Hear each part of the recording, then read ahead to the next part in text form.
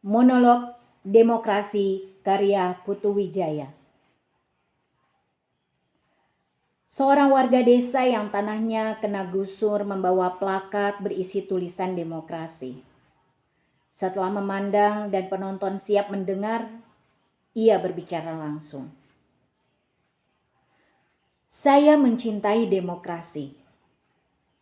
Tapi karena saya rakyat kecil, saya tidak kelihatan sebagai pejuang, apalagi pahlawan. Namun, saya tidak pernah masuk koran. Potret saya tidak jadi tontonan orang. Saya hanya berjuang di lingkungan RT Gang Gugus Depan. Di RT yang saya pimpin ini, seluruh warga pro-demokrasi. Mereka mendukung tanpa syarat pelaksanaan demokrasi. Dengan beringas, mereka akan berkuar kalau ada yang anti-demokrasi. Dengan gampang, saya bisa mengerahkan mereka untuk maju demi mempertahankan demokrasi. Semua kompak kalau sudah membela demokrasi. Demokrasi! Demokrasi!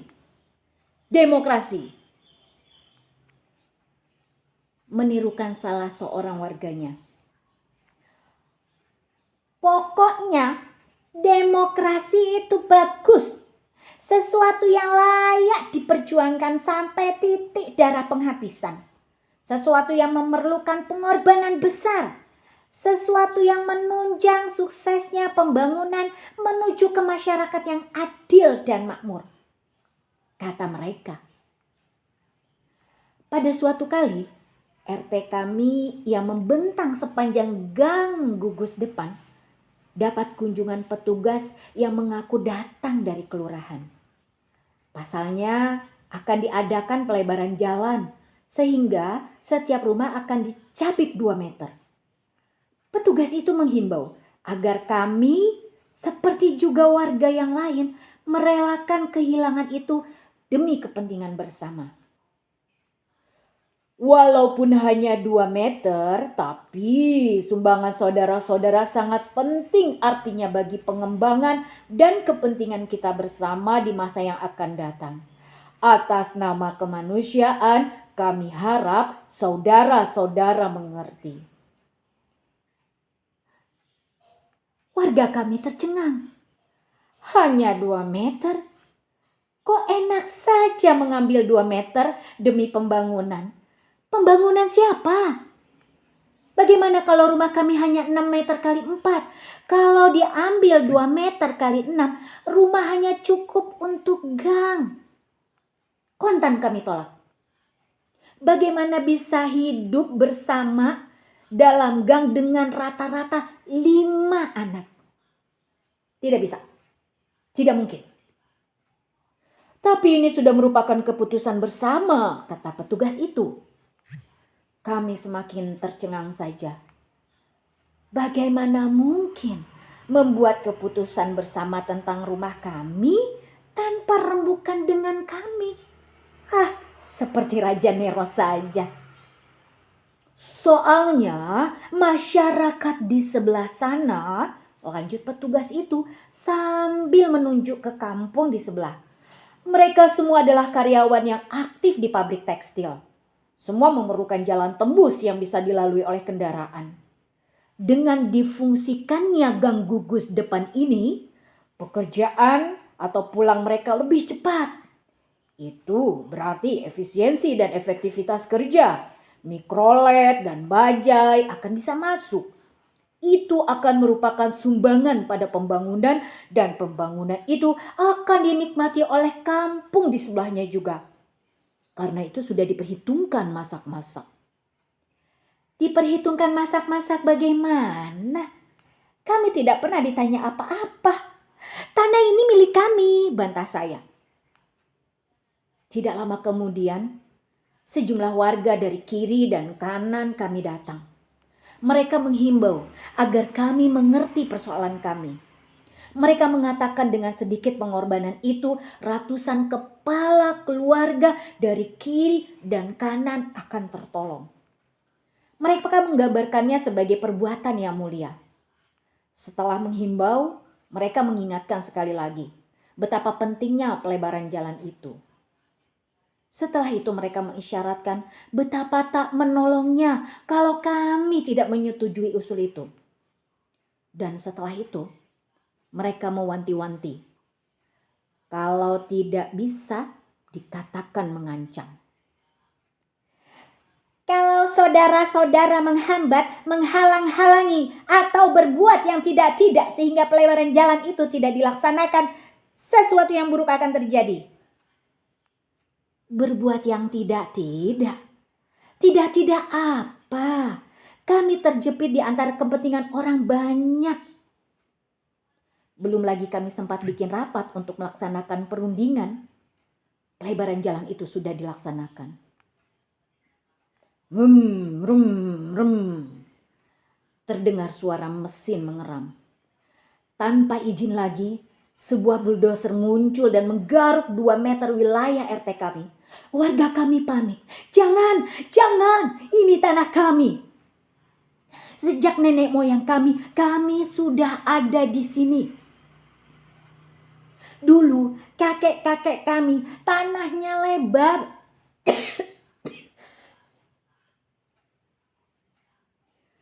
Sejak nenek moyang kami sudah di sini.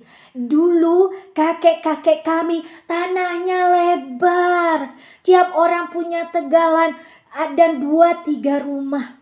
Tapi semua sudah kami bagi-bagi untuk anak cucu kami. Ada yang sudah dijual, tapi ini adalah tanah warisan. Bulldozer itu tidak peduli.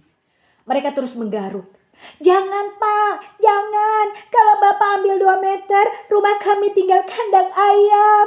Kami tidak mau kampung kami dijadikan jalan. Nanti kemana anak-anak kami berteduh?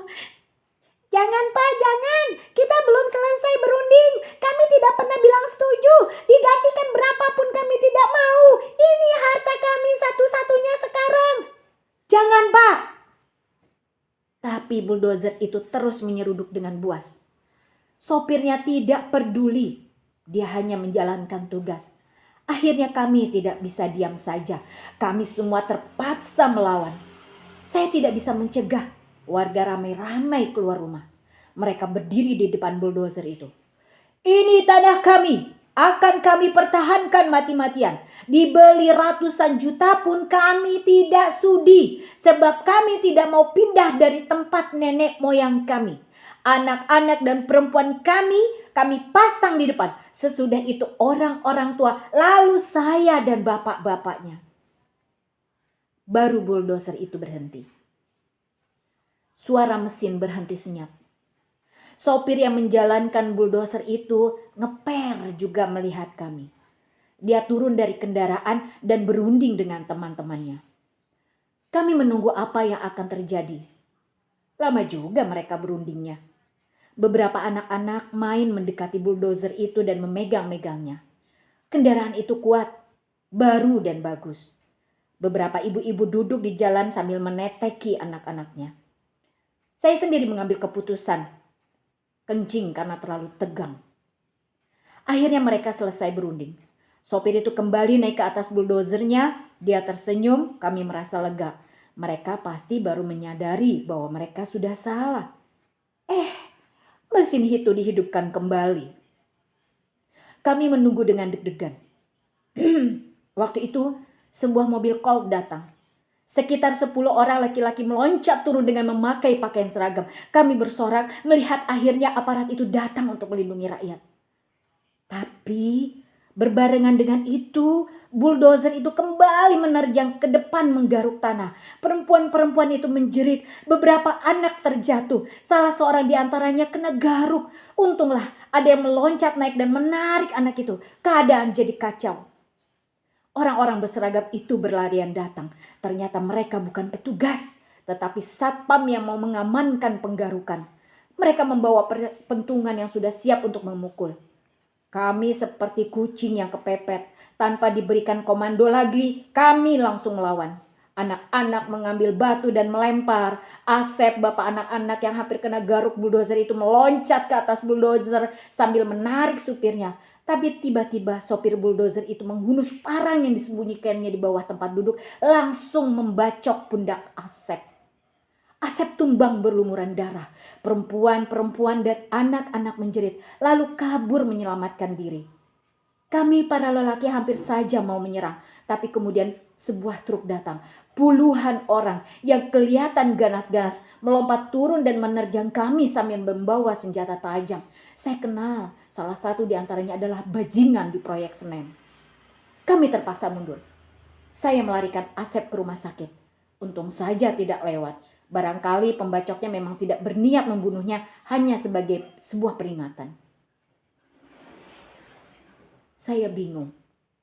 Akhirnya setelah putar otak, saya beranikan diri mengunjungi pabrik tekstil majikan warga yang menginginkan jalan pintas tersebut.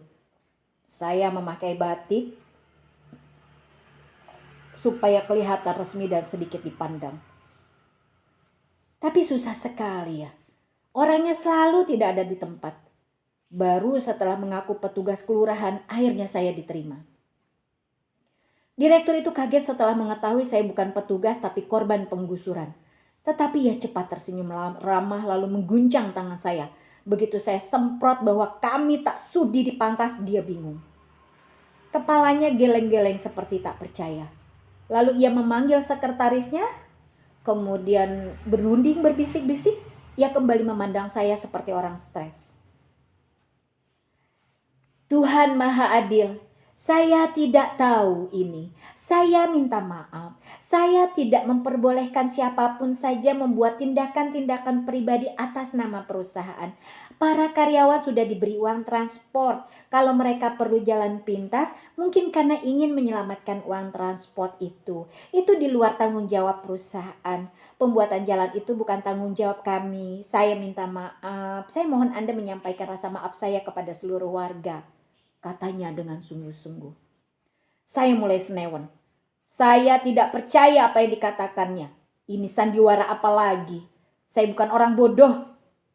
Saya tidak mau dikibulin mentah-mentah begitu. Saya tahu dia hanya pura-pura. Mulutnya yang manis, tingkah lakunya yang sopan itu tidak bisa mengelabui saya. Saya bisa mengendus apa yang disembunyikannya di balik topengnya itu. Orang kaya raya begitu. Berpendidikan tinggi, luas pandangannya, pasti tahu apa sebenarnya yang terjadi. Tidak mungkin dia tidak paham apa artinya 2 meter tanah itu buat kami. Meskipun begitu, bagi dia 200 hektar itu hanya seperti upil. Orang yang pasti sudah bolak-balik ke luar negeri itu, masa nggak tahu kami ini, paling sedikit saya ini tahu bukan para karyawannya saja yang serakah mau menyelamatkan uang makan, tapi dia sendiri yang memang mau mencaplok pemukiman kami. Nanti kita lihat saja. Kalau saja jalan sudah dibuat, uang makan akan di stop, karyawan akan disuruh jalan kaki pulang dan pergi. Tai kucing, tai gedek. Sudah konglomerat begitu, menyelamatkan uang receh saja pakai menyembelih rakyat.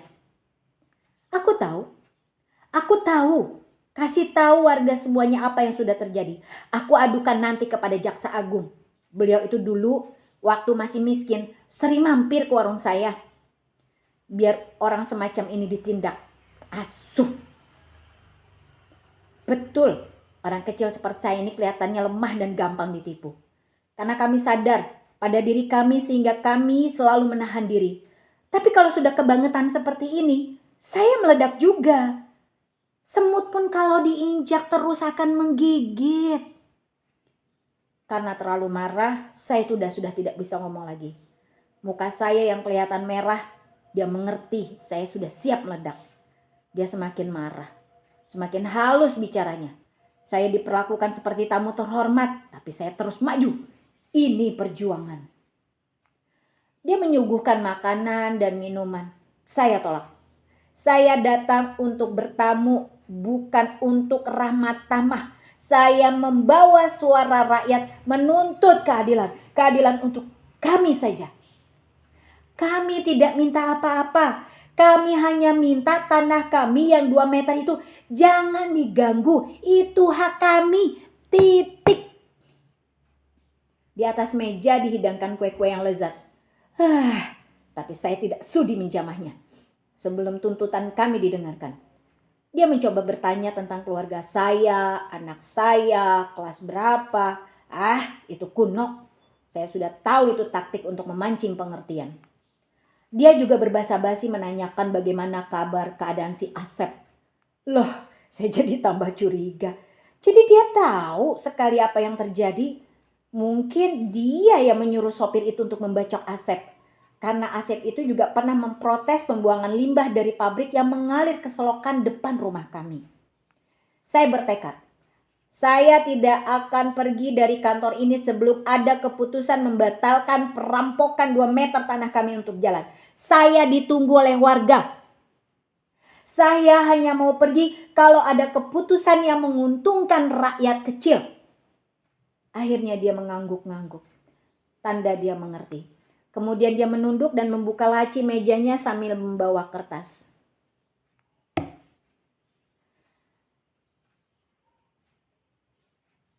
Saya bersorak dalam hati. Akhirnya memang kunci segala-galanya ada pada kegigihan. Kalau kita getol berjuang pasti akan berhasil. Dari atas jatuh sebuah amplop besar raksasa bertuliskan 250 juta. 250 juta rupiah. Tulisan itu melayang setinggi badan di depan saya. Saya gemetar. Tebal, coklat, apalagi di tas amplop itu tertera 250 juta. Ya Tuhan, banyaknya. Saya belum pernah memegang uang sebanyak itu. 250 juta. 250 juta. 250 juta hidup lagi. Juga saya tidak akan pernah sanggup mengumpulkan uang sebanyak ini ya Tuhan. Alangkah miskinnya saya. Mengapa tiba-tiba saya dihujani rezeki sebanyak ini? Sambil memeluk amplop itu dan mengangkatnya, menjunjungnya ke sana kemari, kemudian mengekepnya. 250 juta. Apa yang tidak bisa dibeli dengan uang sebanyak ini? Alhamdulillah, saya bisa perbaiki rumah, kredit motor, jadi tukang ojek, bayar SPP, saya bisa kirim uang sama orang tua. Puji syukur Tuhan, Kau kabulkan doa kami setiap malam supaya bisa mengubah nasib. Jangan terus terjepit di tempat kumuh ini seperti kecoa. Saya gemetar. Saya tak menanyakan lagi berapa di amplop itu. Untuk apa 250 juta ini? Saya tidak perlu menanyakannya lagi. Saya hanya menerimanya, lalu menyambut uluran tangannya, lantas terbirit-birit pulang. Takut kalau amplop itu ditarik lagi. Saya ambil jalan belakang sehingga tak seorang warga pun tahu saya barusan datang dari rumah direktur. Esok harinya ketika para warga Gang Gugus depan kembali mendatangi saya untuk mendengarkan hasil rembukan saya dengan Pak Direktur untuk selanjutnya menetapkan tindakan apa yang dilakukan, saya memberikan wejangan. Saudara-saudara, warga semuanya yang saya cintai, memang berat kita kehilangan 2 meter dari milik kita yang sedikit ini. Berat sekali, bahkan terlalu berat. Tetapi itu jauh lebih baik daripada kita kehilangan nyawa. Lagi pula semua ini adalah untuk kepentingan bersama. Kita semua mendukung demokrasi dan sudah bertekad untuk mengorbankan apa saja demi tegaknya demokrasi. Di dalam demokrasi terbanyak yang harus menang. Maka sebagai pembela demokrasi kita tidak boleh dongkol karena kalah. Itu konsekuensinya kita mencintai demokrasi. Demi demokrasi kita harus merelakan 2 meter untuk pembuatan jalan yang menunjang pembangunan ini. Demi masa depan kita yang lebih baik. Seluruh warga yang saya pimpin tak menjawab. Seperti yang saya katakan, mereka semuanya pembela demokrasi. Kalau atas nama demokrasi mereka merelakan segala-galanya. Satu persatu mereka pulang. Hei, tunggu dulu. Saya belum berbicara. Belum selesai saya berbicara. Kuping mereka buntet. Tanpa peduli rapat belum rampung semuanya pergi. Tunggu. Tak ada yang menggubris. Semuanya ngacir. Tinggal saya sendiri dan seorang tua. Tapi dia tidak pergi karena suka, tapi karena kakinya semutan. Setelah reda dia juga berdiri dan pergi sambil ngedumel. Kalau memang demokrasi itu tidak melindungi kepentingan rakyat kecil, aku berhenti menyokong demokrasi. Sekarang aku menentang demokrasi. Sejak saat itu semua benci kepada demokrasi. Sejak hari itu warga RT Gugus Depan yang saya pimpin kompak menolak demokrasi. Hanya tinggal saya sendiri yang tetap berdiri di sini. Teguh dan tegar, tidak goyah oleh topan angin, tidak gentar oleh panas dan hujan. Saya tetap kukuh tegak di atas kaki saya, apapun yang terjadi, siap mempertahankan demokrasi sampai titik darah penghabisan. Habis mau apa lagi? Siapa lagi kalau bukan saya daripada diberikan kepada orang lain? Demikian, terima kasih. Wassalamualaikum warahmatullahi wabarakatuh.